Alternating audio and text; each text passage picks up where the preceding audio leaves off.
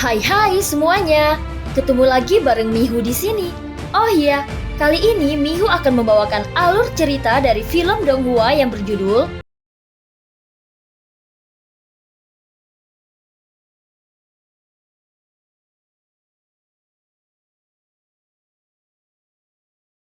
melanjutkan dari kisah sebelumnya. Tablet batu ini berbeda dari sekitarnya. Itu pasti keterampilan bertarung yang kuat dari keterampilan Raja Iblis Tianhe. Ucap semua orang yang melihatnya. Benar, itu pasti warisan tertinggi Raja Iblis Tianhe. Ucap orang-orang lagi. Tiba-tiba banyak sosok yang duduk di tablet batu lain membuka mata mereka ketika mereka mendengar suara itu.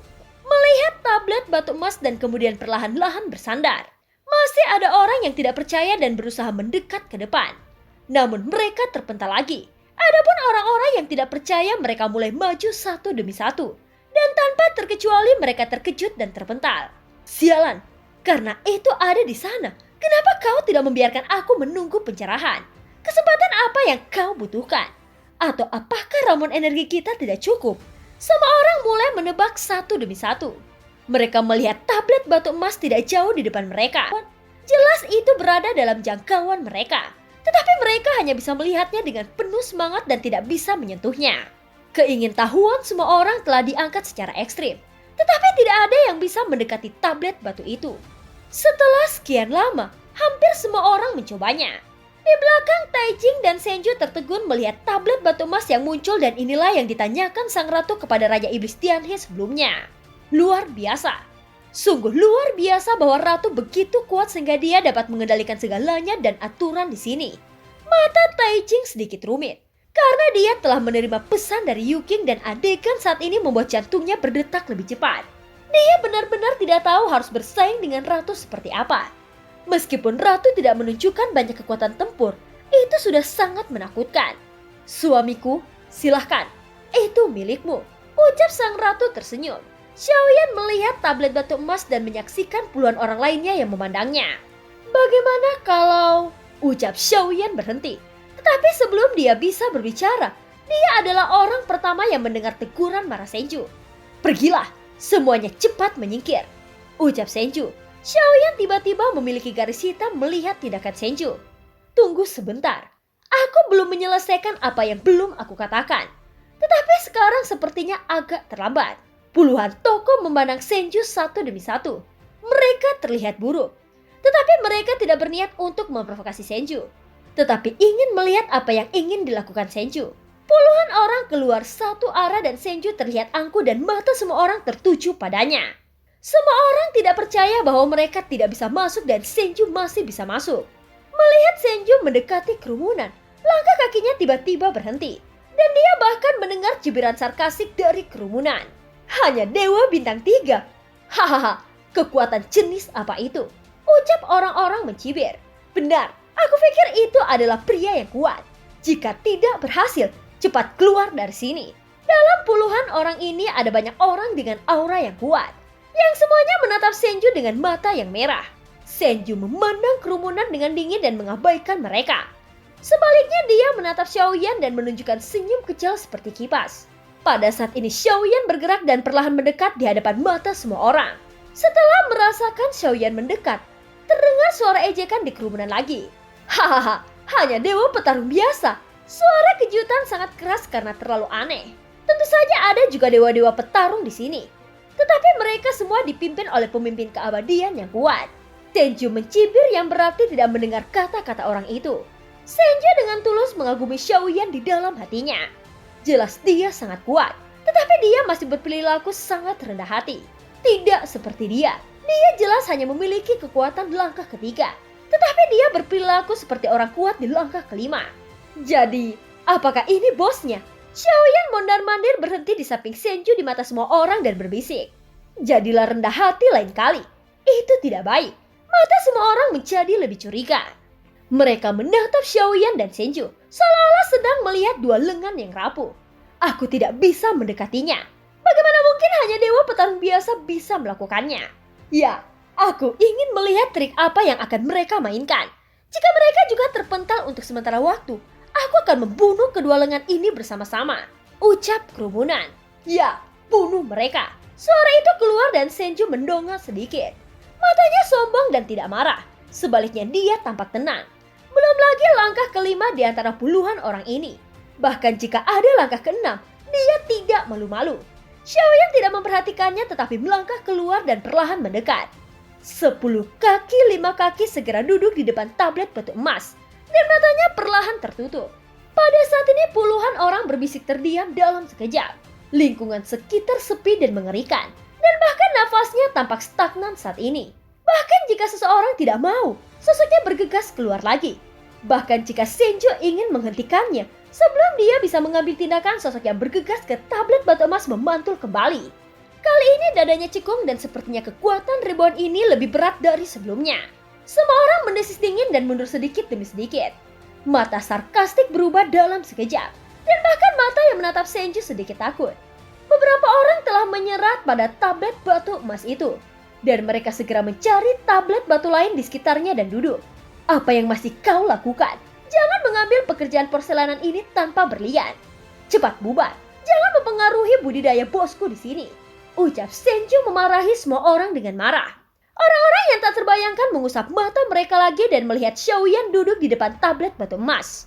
Mereka tiba-tiba berwajah abu-abu satu persatu. Akhirnya mereka mengenali kenyataan dan berserahkan satu demi satu. Senju membusungkan dadanya dan dia tampak sangat bangga. Adapun Taijing melihat sekeliling dan dia juga menganggur. Lebih baik merasakan warisan Raja Iblis Tianhe. Xiaoyan tidak memahaminya dengan santai. Karena tidak ada yang bisa mendekati tablet batu emas sama sekali. Tentu saja selain Xiaoyan ada juga sang ratu yang diam-diam menunggu di samping Xiaoyan. Pada saat ini kekuatan jiwa Xiaoyan menembus ke dalam tablet batu dan roh sihir mengalir ke dalam pikirannya. Tianhe gajah cahaya ajaib. 1 adalah bayangan, 2 adalah kenyataan, dan 3 adalah kebenaran. Jika kau bisa mengerti bahwa 3 adalah kebenaran, aku akan meneruskan keterampilan rahasia keduamu. Ucap suara seorang pria terdengar. Setelah tablet batu emas, pada saat ini kekuatan jiwa Xiaoyan menembus ke dalam tablet batu emas. Suara dalam seorang pria datang langsung dan informasi luar biasa mengalir ke dalam pikiran Xiaoyan. Xiaoyan juga melihat ilusi itu. Dan hanya bayangan iblis besar puluhan ribu kaki yang muncul di kampaan. Dan menabrak bintang dengan keras. Waktu berlalu. Keesokan harinya bintang-bintang itu meledak. Xiaoyan tiba-tiba membuka matanya. Keajaiban di tubuhnya melonjak dengan gila dan dia langsung menekannya dengan jantung api. Dan langsung menstabilkan pikirannya. Dia tidak langsung bangun tetapi menutup matanya lagi dan surat wasiatnya langsung masuk ke dalam pagoda emas. Untuk memahami keterampilan bertarung seperti itu, jika dengan bakat Xiaoyan maka itu hanya masalah waktu. Tetapi saat ini waktu sangat sedikit. Dan cara tercepat untuk membuatnya mahir adalah dengan menggunakan gerbang ilusi pertempuran sebenarnya dari pagoda emas. 13 jenis seni bela diri wanita bersayap hitam dapat dicerahkan oleh Xiaoyan. Apalagi itu hanya informasi lengkap dari Raja Iblis Tianhe. Xiaoyan duduk dan berlangsung selama beberapa hari. Setelah beberapa hari dia perlahan membuka matanya dan menarik nafas panjang. Gajah cahaya iblis Tianhe. Aku telah mempelajarinya. Yang satu adalah bayangan. Yang kedua adalah kenyataan dan yang ketiga adalah kebenaran. Aku juga telah memahaminya. Ucap Xiaoyan. Pada saat ini sang ratu yang mendengar itu tidak merasa terkejut. Lagi pula Xiaoyan adalah reinkarnasi dari Zuzang. Dan sepertinya tidak mengherankan jika dia bisa memiliki pemahaman seperti itu. Tetapi pada kenyataannya, tanpa pagoda emas Xiaoyan tidak akan bisa memahaminya begitu cepat. Gerbang ilusi dapat membuat Xiaoyan memahami keterampilan bertarung pada tingkat yang lebih dalam. Sementara pintu pertempuran yang sebenarnya memungkinkan keterampilan bertarung untuk sepenuhnya diterapkan pada pertempuran. Pada saat ini tablet batu emas itu runtuh dan menghilang. Dan banyak mata yang menatap tempat itu tiba-tiba mengembun. Semua mata itu tertuju pada Xiaoyan. Xiaoyan perlahan berdiri dan tidak peduli dengan mata ini. Tetapi menepuk jubahnya dengan acuh tak acuh. Ayo pergi, ucap Xiaoyan berbisik dengan singkat. Dan ratusan orang di sini terkejut mendengar kata-kata itu. Apakah kekuatan dewa petarung biasa juga ingin mengambil warisan? Ucap seorang wanita. Ucap suara seorang wanita yang tiba-tiba terdengar. Adapun wanita yang membuka mulutnya adalah wanita dengan sosok yang kuat dan wajah yang jernih. Yang terlihat cukup maskulin. Hei, serahkan warisan itu. Kalau tidak, kau pasti tidak akan bisa pergi hari ini. Ucap sosok wanita yang lain membuka mulutnya dengan dingin dan menatap Xiaoyan dengan mata buruk. Di mata mereka, Xiaoyan adalah kesemak lembut yang bisa langsung dicubit dengan satu tangannya. Apalagi mereka juga sepertinya merasa terdiri dari banyak orang. Dan mereka tidak memperhatikan Senju di langkah ketiga. Tingkat ketiga tidak bisa melindungi Xiaoyan. Bagaimana jika aku ingin pergi hari ini? Ucap Xiaoyan dengan matanya rata dan dia berbicara dengan lembut. Ya, jangan berpikir bahwa langkah ketiga dapat menyelamatkanmu. Tidak peduli dari keluarga mana kau berasal. Tidak ada yang bisa menyelidiki jika kau mati di sini. Jika kau tidak memberikannya, itu sama dengan membunuh dirimu sendiri. Ucap seorang pria dengan sosok kurus dan mata cekung dan mata dingin menatap Xiaoyan, memancarkan rasa kematian yang suram. Jika dia mendekat, dapat tercium bau darah yang menyengat dari tubuhnya. Xiaoyan memandang pria itu dan telapak kakinya tiba-tiba melangkah maju. Niat membunuh menyelimuti pria itu. Pada saat ini sosok Xiaoyan tersapu keluar. Keajaiban di tubuhnya melonjak dan bayangan darah besar tiba-tiba muncul di belakang Xiaoyan. Mata semua orang memadat dan mereka tiba-tiba menunjukkan kejutan. Untuk mendapatkan warisan Raja Iblis Tianhe, melihat bayangan darah besar yang ditampilkan oleh Xiaoyan, mata semua orang tiba-tiba menyusut. Banyak dari mereka sudah menyadari tablet batu itu, seolah-olah mereka telah menyadari pertarungan ini. Raja Iblis Tianhe memiliki keterampilan bertarung yang sangat kuat. Dia tidak memberikannya kepada kita, tetapi menyembunyikannya secara pribadi. Sangat tidak adil bagi dewa petarung ini untuk mendapatkannya. Ucap mereka. Satu persatu mereka mulai menghela nafas. Pada saat ini darah mengembun dan pria itu mendengus dingin. Lagi pula di matanya, Xiaoyan hanyalah dewa petarung biasa. Tidak peduli seberapa kuat keterampilan bertarung di tangan Xiaoyan, dia tidak bisa mengerahkan kekuatan aslinya. Kelas atas dunia, gajah cahaya iblis Tianhe. Ucap Xiaoyan berteriak dengan keras, dan semua orang terkejut ketika mereka mendengar kata-kata itu. Melihat bayangan darah yang terkondensasi oleh sihir di tengah udara, meskipun penampilannya sedikit kabur, masih hampir tidak bisa melihat bahwa bayangan darah ini sebenarnya adalah Raja Iblis Tianhe. Bayangan darah melangkah maju dengan telapak kaki Xiaoyan dan tiba-tiba menabrak pria itu. Orang-orang lainnya mulai menghindari dalam situasi ini. Dapat dilihat dari adegan ini bahwa meskipun tampaknya semua orang bersatu untuk melawan Xiaoyan, namun mereka tidak bisa menahannya. Pada saat ini hanya ada seorang pria yang tersisa untuk berurusan dengan Xiaoyan. Orang ini bernama Yu Guang. Kekuatannya adalah orang kuat di langkah kedua. Meskipun kekuatannya tidak kuat, namun dia dapat mengendalikan banyak boneka mayat. Dia memiliki boneka mayat yang tidak tahu kekuatannya. Tidak mudah untuk menghadapinya. Cahaya cincin di tangan pria itu melintas dan peti mati merah muncul. Telapak tangan pria itu tiba-tiba menepuk peti mati merah itu.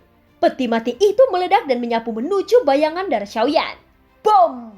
Energi kekerasan keduanya bertabrakan bersama. Dan peti mati merah dibungkus dengan kekuatan keabadian. Xiaoyan tidak menggunakan avatarnya saat ini, tetapi sepenuhnya mengerahkan semua kekuatannya sendiri. Meskipun sumber Daoki di tubuhnya sekarang melebihi 900 juta, namun itu sebenarnya 1,8 miliar. Tetapi itu masih belum bisa dibandingkan dengan kekuatan keabadian. Pada saat ini bayangan darah itu runtuh dengan kecepatan destruktif. Dan semua orang tiba-tiba menunjukkan tawa sarkastik. Hahaha, itu benar-benar dewa petarung biasa. Aku pikir dia telah menyembunyikan beberapa kekuatan. Saat ini sepertinya Yu Guang bisa menamparnya sampai mati dengan tepukan yang lembut. Aku benar-benar tidak tahu apa visi Raja Iblis Tianhe. Dia telah memberikan warisan ini kepada dewa petarung lemah sepertimu. Ucap Yu Guang. Semua orang menggelengkan kepalanya ketika melihat ini. Tetapi ada cahaya di lubuk mata mereka. Karena begitu Xiaoyan terbunuh, mungkin mereka akan memiliki kesempatan untuk memahami warisan tersebut. Jadi mereka menantikan Xiaoyan terbunuh. Dan mereka akan memiliki kesempatan untuk memahami warisan. Melihat darah runtuh, ada senyum ganas di wajah Yu Guang. Dewa pertempuran adalah dewa pertempuran. Tidak peduli warisan seperti apa yang kau dapatkan. Jangan berpikir tentang keabadian. Apakah kau tidak memahami kesenjangan antara keduanya? Tapi sayang sekali sudah terlambat bagimu untuk menyadarinya sekarang. Pergilah ke neraka, ucap Yu Guang. Suara dingin dan ganas Yu Guang terus keluar. Setelah peti mati merah benar-benar menghancurkan bayangan darah, angin kencang yang terbungkus dengan kekuatan keabadian menyapu ke arahnya lagi. Tekanan yang dipancarkan oleh peti mati merah sepertinya cukup untuk menghancurkan dewa petarung biasa. Duar, duar, duar. Pada saat ini suara teredam menyebar dan peti mati merah yang menyapu Xiaoyan tiba-tiba mandek. Dan sosok tiba-tiba muncul di depan peti mati merah. Dan sosok ini adalah Senju. Hahaha, hanya langkah kedua. Tetapi kau berani mengucapkan kata-kata liar. Ucap Senju dengan dingin. Begitu kata-kata itu jatuh, kaki besar Senju tiba-tiba bergerak dan langsung menendang peti mati merahnya. Yuguang yang jauh menatap mata Senju sedikit kental dan merasakan momentum yang kuat berasal dari tubuh Senju. Meskipun tidak ada rasa takut di matanya, melihat kerumunan di sekitarnya menonton pertempuran, dia sepertinya telah menjadi semut dan perasaan ini membuatnya tidak bahagia. Semuanya, jika kalian tidak ingin mengambil tindakan, jangan berharap jika kalian ingin mendapatkan keuntungan jika aku menang. Ucap Yuguang berkata dengan dingin, dan semua orang saling memandang ketika mereka mendengar kata-kata itu. Setelah kata-kata itu jatuh, sesosok tiba-tiba melintas yang juga merupakan langkah ketiga. Hei, pria aneh, lawanmu adalah aku. Ucap sosok yang baru saja tiba. Orang ini ternyata adalah wanita yang kuat. Jika bukan karena otot dada yang berlebihan di dadanya, dia mungkin akan terlihat seperti pria yang terlihat tampan dan maskulin. Senju menatap wanita itu dan sedikit mengerutkan keningnya. Setelah mengatakan itu, wanita itu memimpin dalam bergerak dan langsung menyerang Senju. Seketika cahaya di tangannya melintas. Dia memegang belati dan perisai di tangan lainnya baik ofensif maupun defensif. Momentum yang kuat pecah dan Senju tidak punya pilihan selain bertarung dalam situasi ini. Adapun Xiaoyan, Senju tidak pernah memiliki kekhawatiran tentangnya. Dibandingkan dengan mengkhawatirkan Xiaoyan, dia mungkin juga mengkhawatirkan dirinya sendiri dan bagaimana memecahkan pedang dan perisai wanita di depannya. Pada saat ini mata Yuguang menatap Xiaoyan lagi. Hahaha, sepertinya kau tidak beruntung. Hanya ada langkah ketiga di sekitarmu. Dan tidak ada yang bisa melindungimu hari ini.